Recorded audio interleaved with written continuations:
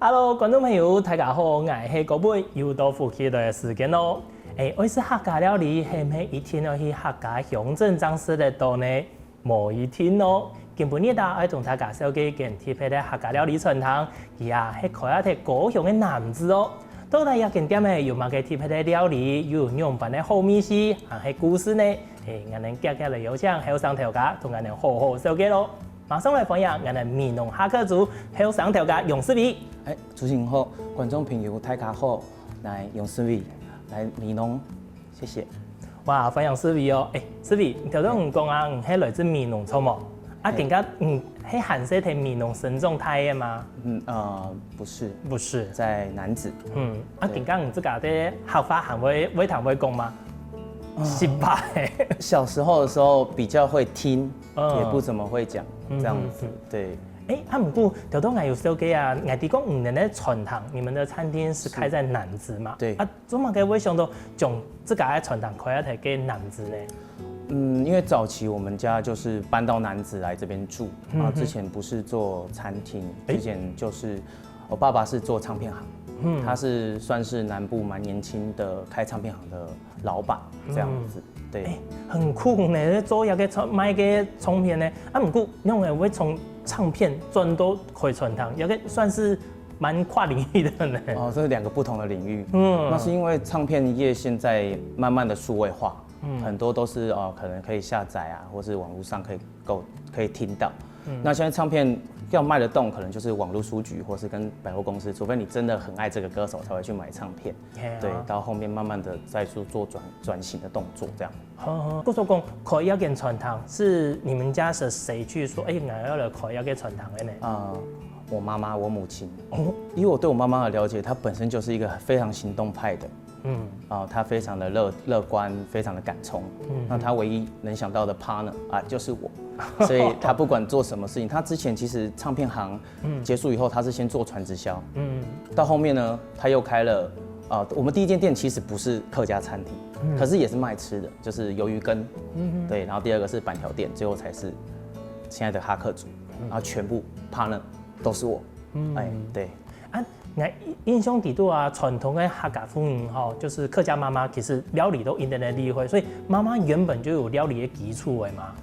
媽媽在她的家庭是她只有一個女兒，早期家裡都是務農，所以兄弟都要出去農作，所以媽媽是屬於後勤，所以她就要負責煮中餐、午餐、晚餐這樣子，所以到後面的唱片行以後。他就會負責煮給員工吃。對，然後唱片行開20幾年，他就一直煮，對，所以唱片行那些員工跟我們都是他養大的，講白一點是這個樣子。對，對韓式煮到台，甚至於講人喺做生意做唱片行的時候，媽媽也是煮給員工吃。一般的人來講，他煮了這麼久，應該都會說，我有點累了，或者是倦了，不會想要再重操舊業這樣。沒想到媽媽還想講，很快的開傳統，有件事情又繼續這樣子持續下去。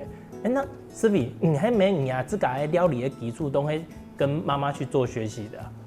應該是說一開始我不是走餐飲這條路。小時候因為可能是跟弟弟的年紀差比較多，所以我算是獨子，所以一開始資源都砸在我身上。可是成績真的不好，所以最後選擇去走餐飲這條路。媽媽就覺得說，可能有這方面的興趣跟天賦，所以就一直做。所以我媽媽每次只要想要開店，第一個想的就是我，大致上這樣子。因為你有一個經驗，你有這個算是這個能力嘛？是。那你喺乜嘅時間發現到講，是你自己發現的嗎？就是說，自己跟我們好特殊，比較喜歡接近做可能講手做這些的其他的事情。對，是你自己發現的。應該是說一開始我是學美術，可是成績不好，沒辦法去讀一個好一點的美術學校。所以我那個安慰自己說其實料理也有美術的成分在，需要美感嘛，所以才去學了餐飲科。那真正對料理有興趣的是，可能在學校學習跟所謂的建教合作，在外面餐廳，發現了他的樂趣。對，所以後面母親她以後想做餐廳，她當然有要助手，那有需要你有個底，那就更方便。大致上是這個樣子。所以媽媽也認同，也贊同，對，順水推舟啦。沒有錯。你哋點名啊？前面米农用章是我知道，就是源自于美浓嘛。那后面哈克族有什么特别的含义吗？有某个特别的地方吗？其实它就是一个台湾人很喜欢的谐音梗的部分啊。对，因为一开始我们其实有选很多名字，最后选择这个是因为哈克族嘛，哈嘎族嘛，所以这样讲快一点就变成美浓哈克族、美浓哈嘎族、美浓哈嘎族，所以就变成美浓哈克族到现在了。对呀，迄共用的意思啦，来自美浓的哈嘎人啦。对，没有错，就是这样。你们真的很会玩。啊，不过讲到鸦片啊，除了鸦个名的之外，唐贡啊，我还发现说，你们这个那个表妹开其实没有这么顺利。有蛮讲，人家以前有孟母3000，你们表妹也有3000的故事，这又是什么回事？这也是取决于我母亲的冲动。她想要开这间哈克族的时候，她从美浓学成归来。某天呢，她就找店面，然后就刚好看到一个店面，她觉得很漂亮。对，他是原本是要变成咖啡厅的，可是但后面他们没有开起来，所以他们最后再出租。我妈觉得很棒，她就租了。可是没想到那是在四线道，连我自己上班都会骑过头的四线道，然后停车格都在对面，所以刚开始不觉得说刚开店没有好吃到大家会为了生命危险去跨四线道，也没有斑马线，所以就在第一个点。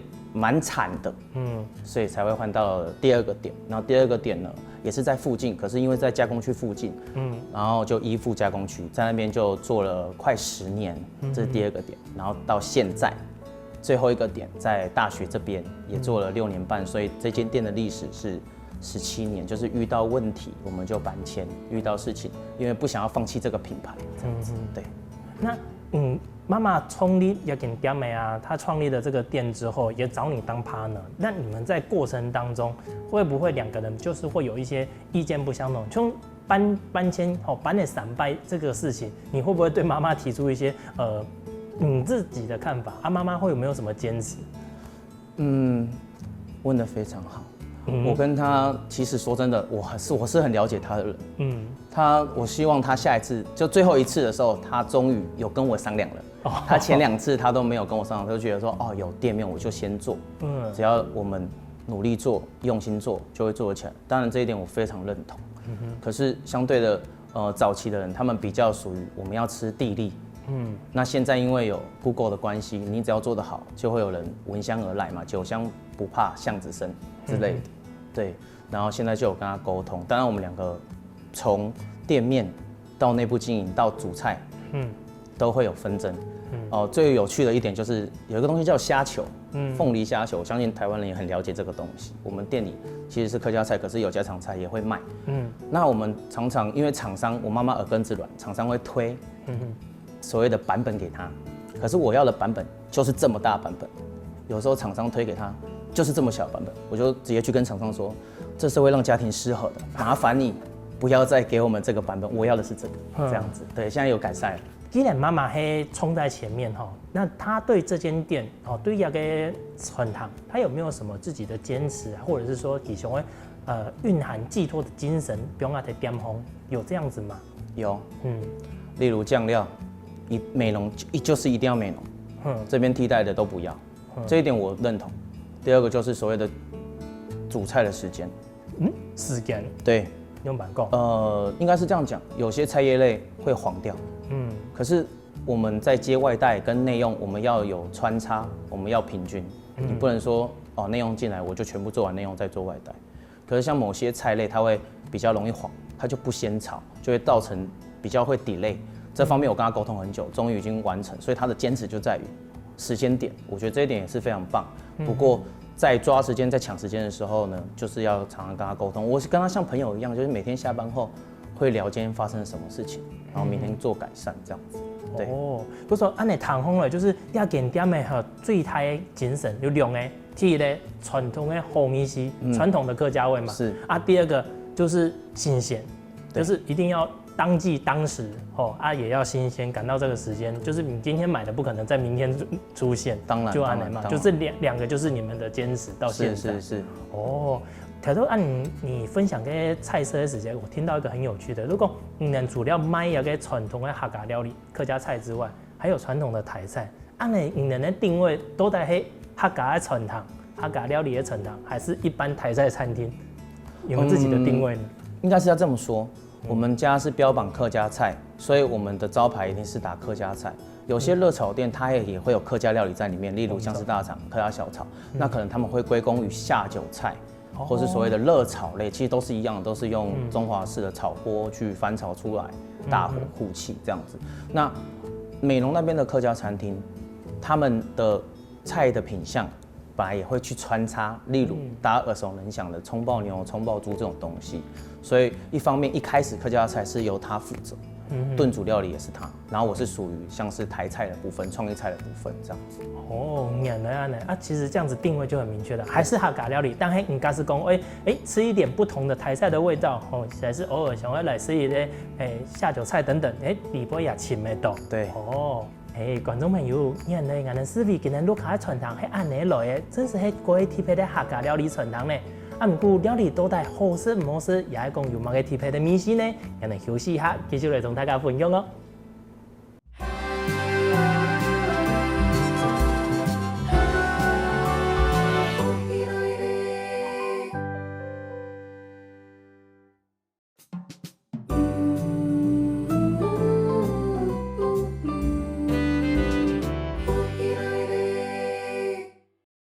前面唐的思维讲很多，但是呢，行喺我来试一下，张底下讲今日的传统，係咪真实的客家料理的传统？係咪呀，思维？是嘛吼？是。那等一下哦，要先问一下，既然讲係客家料理的传统，除了客家料理之外，自家的料理，你们有没有什么特色啊？如果是以客家菜来讲，因为现在的人就是说不吃那么油、那么咸，所以可是我们的酱料还是从美浓来，这是我们的坚持。那其他东西我们是以这上面去做延展。哦，对。就按你谈风类，以前都印象底度啊，你刚都讲客家料理是什么油咸香嘛？对。但过量之后就是小米还保留着，不太油，但是也没有那么咸，是这样子的意思吗？是。哦，你根本你带了一下散风吹，就是标榜了这个精神。那这3样菜可以同样的 sell 给他们，这是哪3样？我今天带来的东西是我们客家人的年菜，高丽菜、冬瓜风，就风类的料理，通常会在客家人过年的时候才会出来。对，然后再来是我们的卤猪脚，然后最后是近几年，应该是说近6年才有出来的咸水鸡、白斩鸡的部分，这样子。对，真的是唐风的黑暗的传统的客家菜呢。按你俺们来试一下，顺序来讲，是不是建议俺们对哪先开始上课那些呢？建议先从比较白的，像咸水鸡，我们先吃。这样子。对。鸡肉都炒嘅啦吼。看一下，看看了个酱呢，里面很漂亮，这有个牛嘅色色。没有什么特殊的味道啊，没有。那爽瓜那些只有吃了才知道。对，您吃吃看。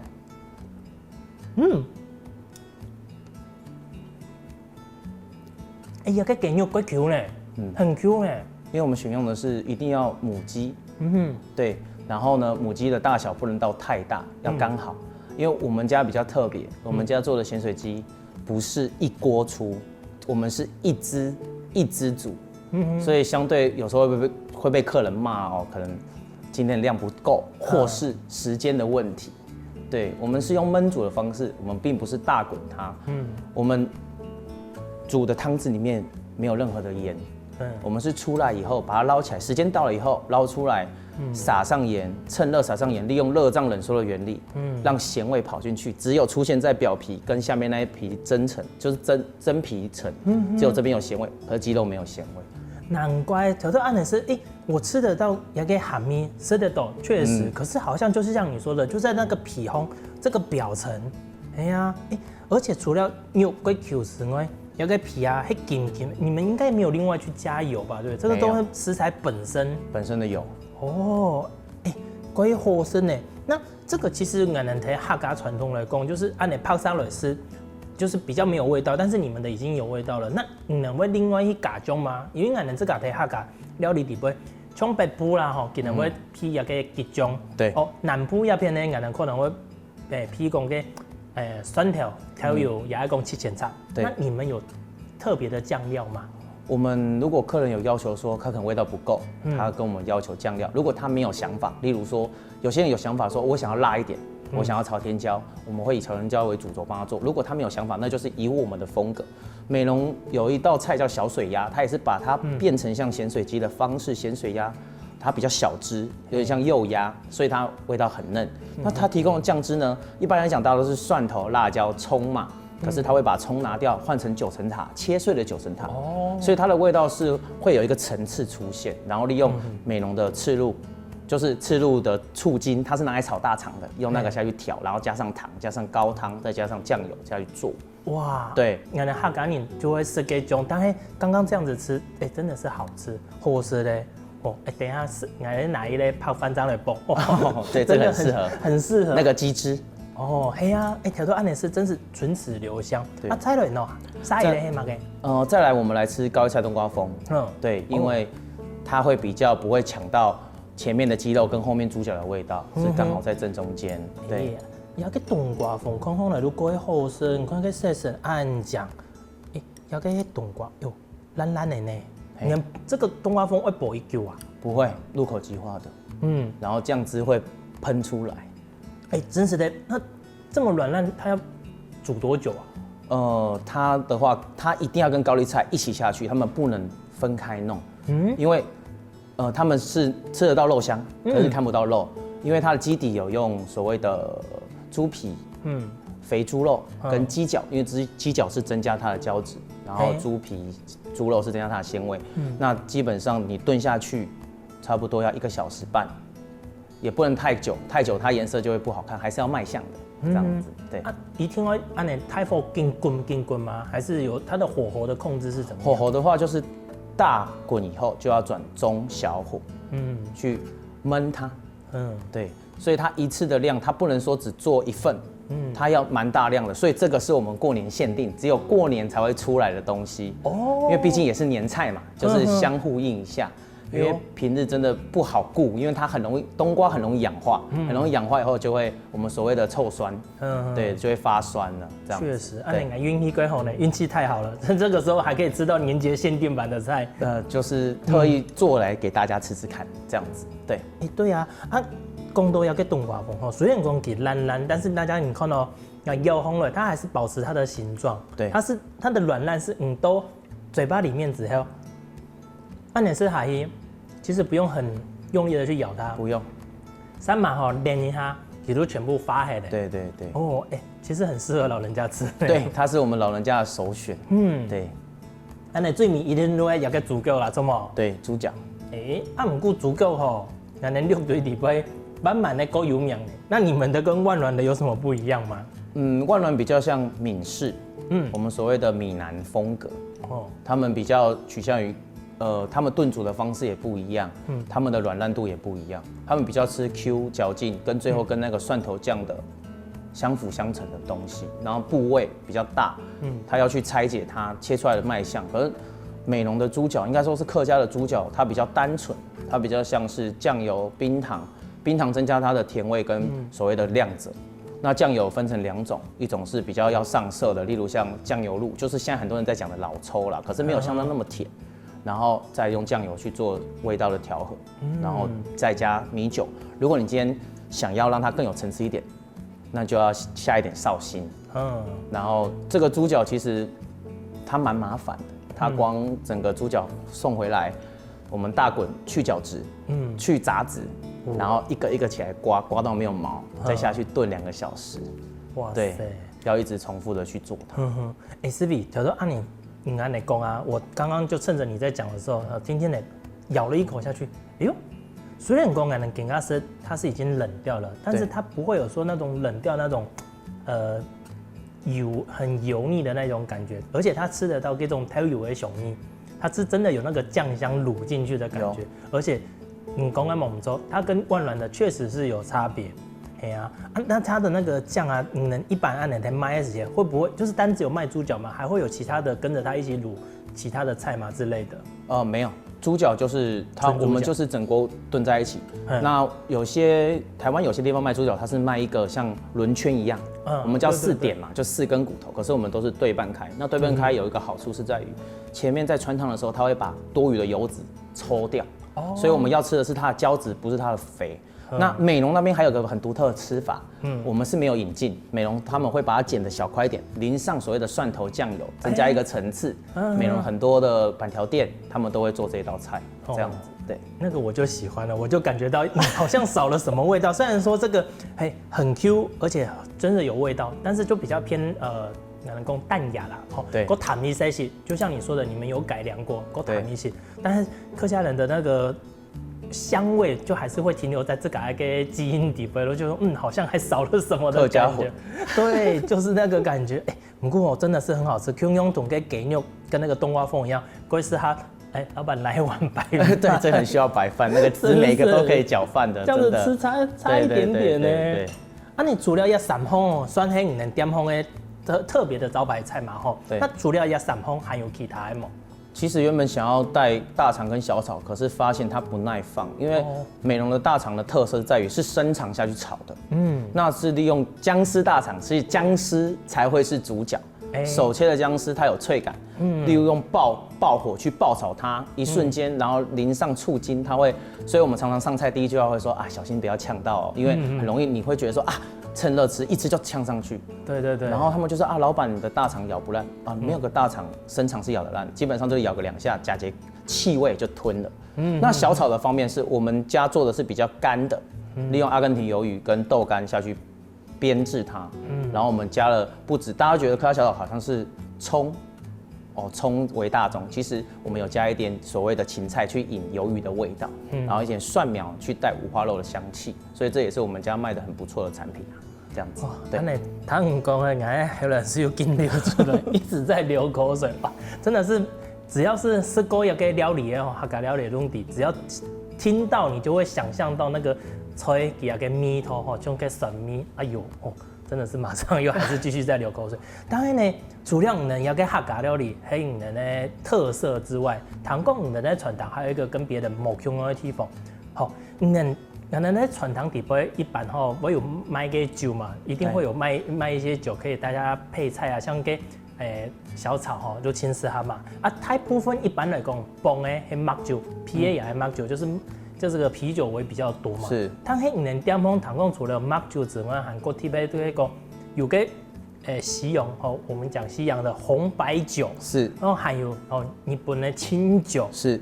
做嘛个我有一个想法，将一个无香港的红白酒啦、清酒来配合一个客家的料理呢？是什么样子的原因？你们发现说它可以这样子混搭的？应该是说，我觉得料理跟美食是没有局限的。只是你可能还没有发现它的美好的地方在哪里。一开始其实我们也是听客人在讲，就是可能有些因为我们餐厅属于家庭式餐厅，它比较偏年龄层可能偏中上。就是爸爸、爷爷带爸爸妈妈再带小朋友来吃。那一开始他们当然，如果你有所谓的餐酒文化，都会喝个啤酒，或是甚至自己带个厚酒、高粱来配。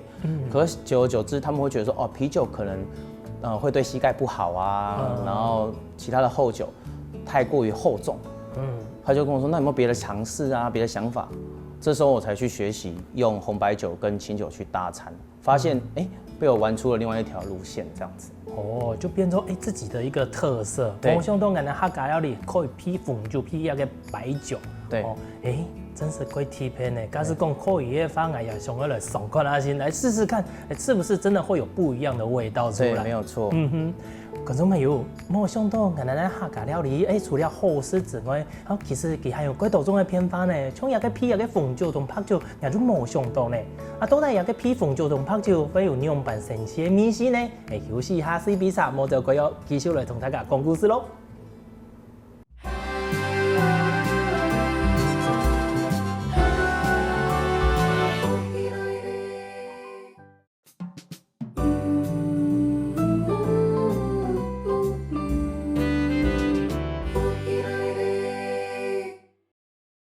前面有讲到，四位今日在传统除了保持的客家传统料理的好美食之外呢，今日还特别去改良的，甚至于加入一个红酒同白酒一种的食法。不过人客对一种食法今日接受下，是喂，头先讲一个红白酒的一个用餐的习惯一个新的吃法，你加入之后，客人对于这样子的接受度如何？一开始他们会胆怯，没有那么容易接受。所以我是用先把它摆列出来，写出来，或是放在冰箱，因为我们餐厅呢饮料自己拿，所以它会有一个展示的地方，他们就会很好奇。那如果在柜子前面待久一点，我刚好闲暇，我就会过去跟他介绍。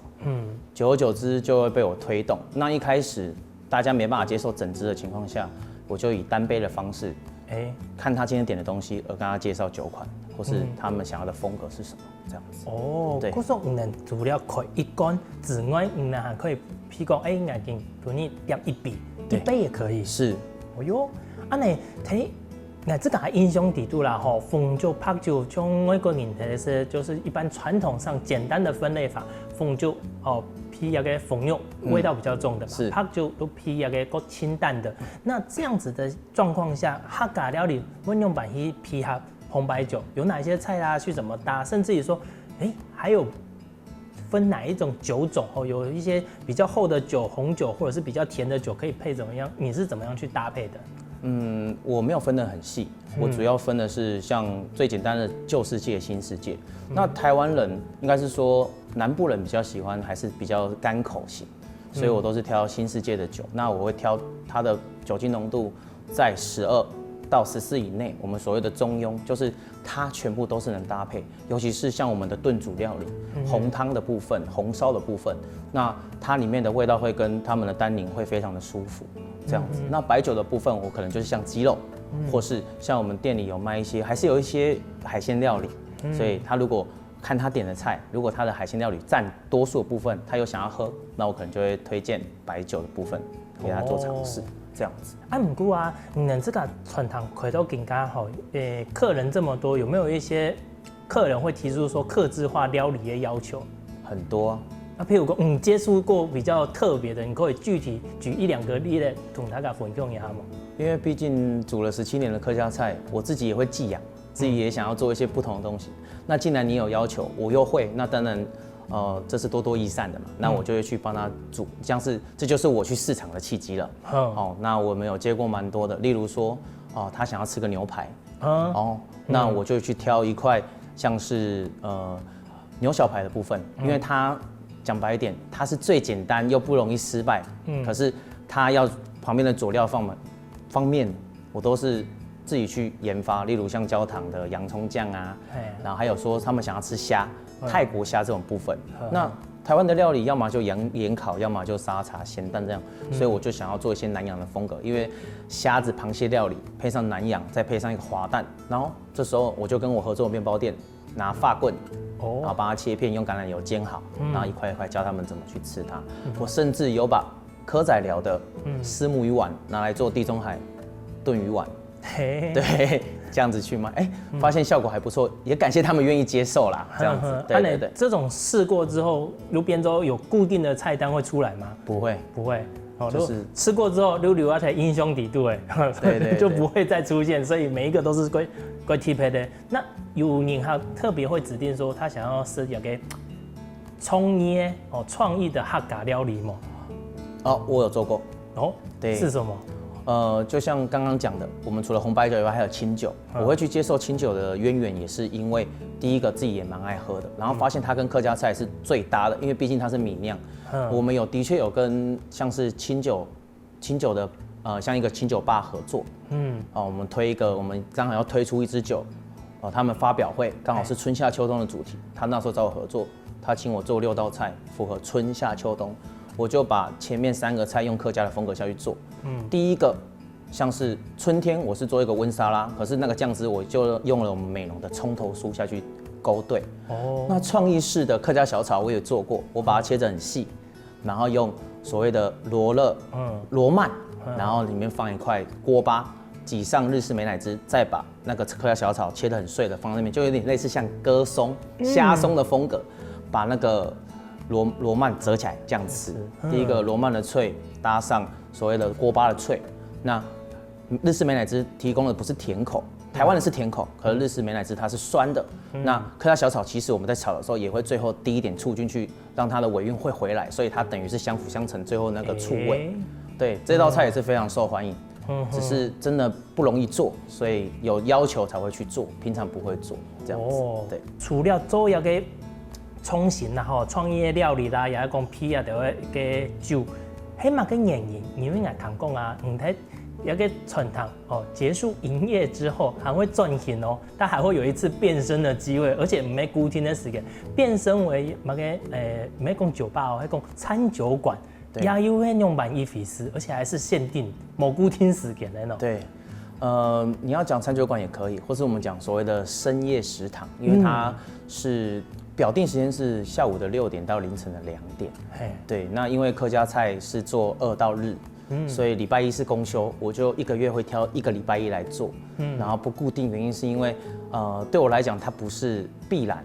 可是它是梦想，就像客家菜，它是对我来讲是日常，它是支撑我的经济来源，我的谋生工具。可是这间餐酒馆就是我的梦想，所以我欢迎大家来到我的梦想的当时的概念跟构想是这么做的，是这么想的。对。那你那个餐酒馆，你那个梦想度，它有跟原本的餐厅有做嘛个不一样的调整，也讲变化嘛？在环境啊，在菜单内容上，具体跟大家说明一下好不好？他们按你讲。过想年呢，很有趣。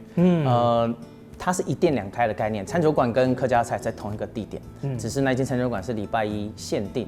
那我们家是餐厅的方面是在1、2楼，就是所谓的用餐的环境是在1、2楼，可是餐酒馆只用1楼的前面，因为我们是住家下去做改变的餐厅，所以我们会有格局是后面会有个孝亲房，会变一个独立的包厢。那餐酒馆的部分那个包厢就不会出现，就用前面，然后布置起来。就是可能灯光的调试跟一些布帘、桌巾、餐巾布置起来要40分钟，这样子会让你觉得啊，如果你有来吃过客家菜，然后某天又来餐酒馆，你会觉得哇，他们是一样的地方吗？就会变得不一样，因为就像我说的，还是要来点仪式感。对对对。那环境有变化哎，那你行啊，你在这样子有特别去跟客人说，可能有那个餐酒馆的设立哦。会跟客人这样打广告吗？还是说就是有眼哪一个客人哪一天突然间在这个时间点行业的遇到了，他就知道了。其实这个餐酒馆一开始会开它，并不是为了要赚钱，也不是为了要对外营业，无非就是可能我平常放假的时候会进来是去消遣，然后真的是蛮累的，有年纪了蛮累的。然后想说，那为什么我不在我们地方，在我的家用一个舒服的环境，就算没有客人。我陪我的狗狗，好好的放松一下，或是朋友来找我，我就顺水推舟，顺便做，那不是很棒吗？只是当时这个构想，慢慢的去研发，慢慢去发芽，慢慢去就是传出去。我不是每个人都介绍这个餐酒馆，对，应该是说那边毕竟是社区，所以我们要维护社区的安宁跟安静，所以有一些平常可能在客家菜喝了点酒。可能会比较奔放的那些客人，我就不会介绍。对，郭寿公真是有这个缘分才会遇得到这个餐酒馆。对，没有错。那你要给餐酒馆底部的内容哦，除了我们平常吃得到的料理之外，它还有其他不同的品项吗？它应该是说，它跟客家菜是完全不一样的东西，只会带创意进去，并不会说晚上吃香的大肠就不会有。是哦。对。那你有那点内容可以同大家再想一下吗？再吸引大家一下，到底有哪些菜品啊，或者是酒品之类的？我的风格是这样。我通常要出一系列的菜，我不会试做，我会先把名字先全部想出来，然后想完以后，假设我下个礼拜一要开，我在礼拜3、礼拜4就会公布我下个礼拜一要卖什么在 IG 上面这样子，然后他们会来看，那每次的风格都不一样。我去年从4月1号开到12月30号。总共18个餐期，没有一个主食是重复的。古时候讲也冇特别的 menu， 有可能迄眼上多的眼都是在写在白板或黑板上。对，没有错。今年的特产就是那个。对。你会点配的摆设某一天可以做得出来，因为我也不一定有这个料食材。对。没有错。那饮料的部分呢？饮料部分除了简单的饮料，就是像无酒精的饮料，那再来就是就像刚刚讲的红白酒、清酒，那啤酒。然后再来就是简单的调酒，就是没有用雪克杯的，全部都是调棒的，就是比较偏日系，对，就是给大家一个放松的空间。所以那间店的 slogan 叫做“人要懂得跟自己相处”，就是它的标语就是“人要懂得跟自己相处”。你一未来，我也欢迎你。大致上是这样子。都是来交朋友的啦。对对对。你这个按后上吼，听同妈妈开传堂都更加吼最明显的想去抢高思维。假使讲有后上爱同中央要走餐饮这条路，对，可以同跟人讲简单的几句话跟他们说如何维持这个热情嘛？你可以按从一段时间。这个是超级难的功课，应该是说这个东西是学不尽的。如果你有兴趣，一直去钻研更多新的东西，你的热情就会出来。再加上催泪，就是把这个让你促使你前进最大的动力，就是客人吃完你的料理以后给你的反馈跟回馈，那个笑容也好，他的幸福感会传染到你的身上。每天去收桌子的时候，看到那个盘底朝上，甚至连就像主持人讲的，僵尸都吃完，什么都吃完，只留下汁。这时候就是最大的成就感，觉得我这么做是对的，这样子，对，就会不断的精进自己，然后找到一个工作地步的成就感，也就会自己维持一个热情的方式啦。对，观众朋友，人能思维给人的传达真是贴片呢，唔单将料理好食，甚至于讲思维用自己后上的观点，去改变自己店方经营的方式，产生的无穷的气氛哦。